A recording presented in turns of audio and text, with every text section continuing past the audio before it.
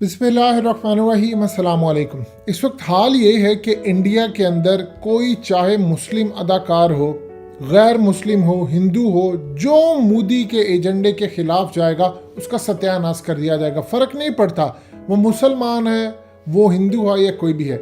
इस वक्त सूरत हाल ये है कि सैफ अली खान और करीना कपूर के घर के बाहर इस वक्त सिक्योरिटी तैनात कर दी गई है, पुलिस तैनात कर दी गई है। उसकी वजह यह है कि इंडिया के अंदर मोदी सरकार की जानिब से सैफ अली खान को धमकियां दी गई हैं कि तुम्हारी जुर्रत किस तरह हुई कि तुमने एक ऐसी फिल्म चलाने दी, यानी एक वेब सीरीज जो इस वक्त अमेजॉन प्राइम के ऊपर चल रही है इंडिया के अंदर, टैंडेव उसका नाम है।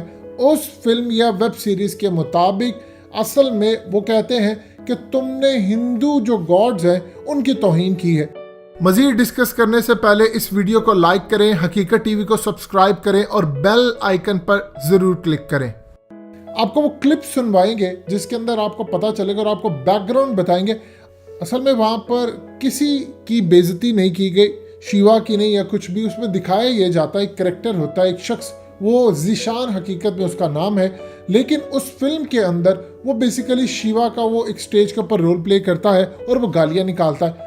असल खेल उसके पीछे कुछ और है, जो कि दिल्ली के अंदर मुसलमानों ने एहतजाज किया था सिटीजनशिप बिल के ऊपर, वो असल बेस्ड है उसके ऊपर। वो क्लिप आगे चलकर आपको दिखाते हैं। लेकिन सबसे ज़्यादा हैरानकुन बात यह है कि इस फिल्म को बनाने वाला कौन था। इस फिल्म को बनाने वाला था अली अब्बास जफ़र। ये बेसिकली इंडियन इस्टेब्लिशमेंट के बड़े करीब है, जिसने फिल्म बनाई थी टाइगर जिंदा है, भारत इसने फिल्म बनाई थी। ये असल में टाइगर जिंदा, टाइगर सीरीज अब चलती आ रही, जिसके अंदर आपको देखने को मिलता है कि किस तरह ये असल में ISI के खिलाफ बनाई गई थी और पाकिस्तान के अंदर इस फिल्म को बैन भी किया गया।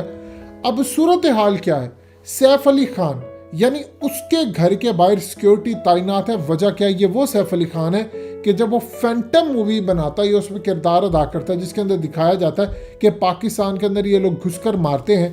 तो उस सूरत हाल में उस वक्त इस्टेब्लिशमेंट इनके पीछे थी, रॉ इनके पीछे थी, फिल्में बना रहे थे, उस वक्त बहुत ज़्यादा खुश थे।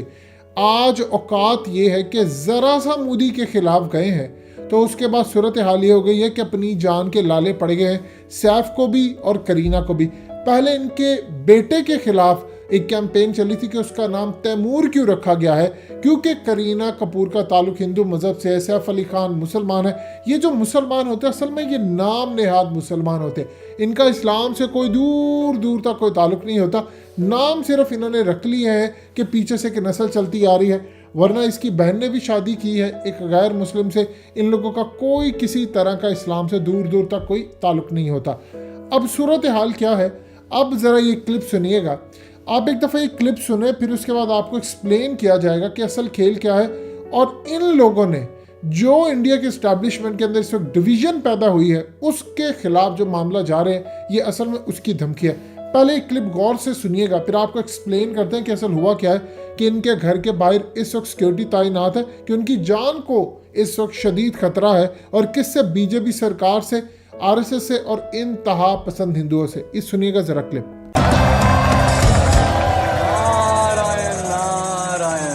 साउंड बड़ा। भोलेनाथ, प्रभु, ईश्वर, ये राम जी के फॉलोअर दिन भर दिन सोशल मीडिया पे बढ़ते ही जा रहे हैं। मुझे लगता है हमें भी कोई नई सोशल मीडिया स्ट्रैटेजी बना लेनी चाहिए। क्या करूं? नई फोटो लगाऊं? भोलेनाथ, आप बहुत ही भोले हैं। कुछ नया कीजिए। हाँ, इनफैक्ट कुछ नया ट्वीट कीजिए, कुछ सेंसेशनल, कोई भड़कता हुआ शोला,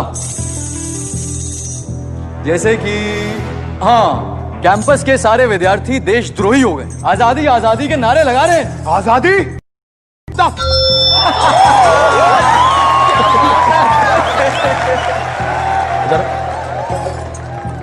जब मैं सोने गया था तब तक तो आजादी कूल चीज होती थी, अब बुरी हो गई क्या? नारायण नारायण। हाँ भाई, किस चीज से आजादी चाहिए तुम लोगों को? भुखमारी से, सामंतवाद से, जातिवाद से, अत्याचारों से।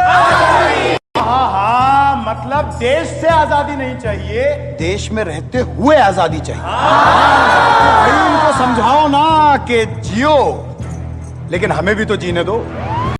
आपने सुना, ये असल में इस वेब सीरीज़ का एक क्लिप है, एक हिस्सा होता है जिसके अंदर दिखाया जाता है कि कुछ कैरेक्टर्स जो हैं वो स्टेज पर चले और एक यूनिवर्सिटी का कैंपस सा है, उस कैंपस के अंदर वो सारी गुफ्तगू आपने सुनी हुई क्या।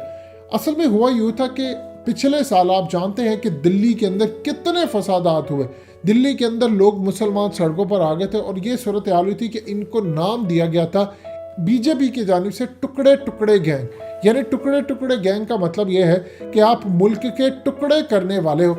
और जो नफरत इन्होंने दिखाई वो तो असल में उसके बाद कोरोना आ गया और उसके बाद उनको उठना पड़ा, नहीं तो वो छोड़कर नहीं जा रहे थे। इवन के अदालत के अंदर जब केस चला गया वो भी मोदी के हक में कुछ फैसले नहीं आए। अब सूरत हाल क्या है? अब सूरत हाल ये है कि इस फिल्म के अंदर टारगेट किया गया, आपने सुना उस क्लिप में वो कहता है हमें आज़ादी चाहिए, आज़ादी चाहिए, आज़ादी। वो किन से आज़ादी मांग रहे? असल में वो इंतहा पसंद हिंदुओं को टारगेट करके इसके अंदर कहता है कि देखो जियो और हमें भी तुम लोग जीने दो सुकून से, यानी तुमने जो इंतहा पसंदी हम पर मुसल्लत की हुई है उसको छोड़ो, तुम हमें उससे आज़ादी चाहिए। और ये असल में इनको तकलीफ है क्योंकि उस वक्त JNU के स्टूडेंट्स, आप जानते हैं जामिया के जो स्टूडेंट्स थे वो सड़कों पर आ गए थे। उन्होंने क्या एहतजाज किया, इन्होंने घुसकर उनको मारने की कोशिश की।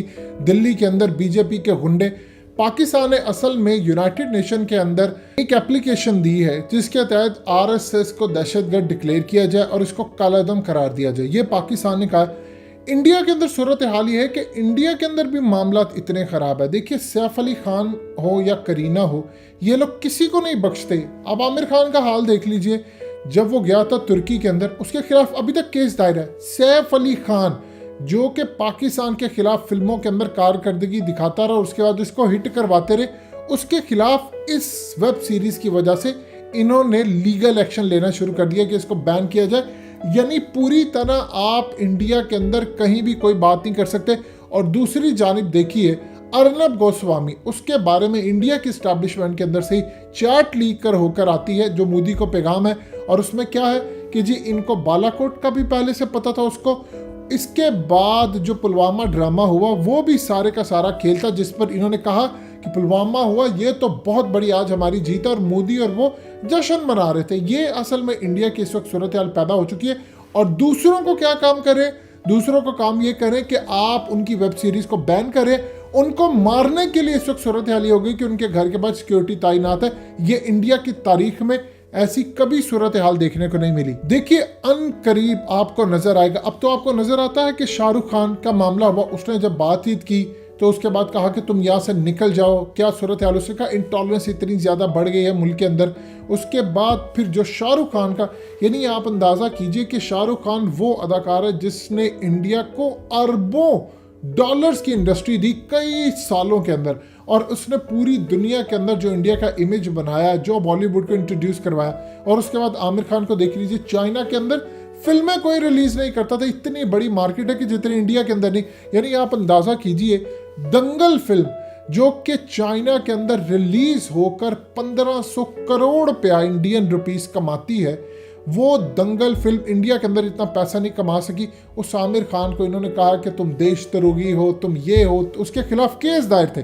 पीके फिल्म के हवाले से आज तक अदालतों में उसके खिलाफ केस दायर है। उसकी क्या वजह? सिर्फ और सिर्फ एक वजह है कि आमिर खान ने उस वक्त पीके फिल्म के अंदर वो चीज़ दिखाई जो असल एक हकीकत थी कि किस तरह इंडिया के अंदर पागल बनाया जाता है। आज देख लें, आमिर खान ने इमरान खान के इनॉग्रेशन के अंदर भी आना था। इमरान खान ने जब ओथ उठाना था उसने वादा किया था, लेकिन मोदी के दबाव पर नहीं आ सका। आज सैफ अली खान को रियलाइज अच्छी तरह हो गया होगा कि जब तक वो इस्टेब्लिशमेंट के मोहरा बनकर पाकिस्तान के खिलाफ फिल्मों में काम करते तब तक तो मामला ठीक है, जब हाथ उठा लिया जाता है या उनके खिलाफ जाते हैं फिर नहीं उनकी कोई बख्शिश होती। दोस्तों, हकीकत टीवी को सब्सक्राइब करना मत भूलिए, वीडियो को लाइक करें, शेयर करें और कमेंट सेक्शन में अपनी राय का इजहार जरूर करें।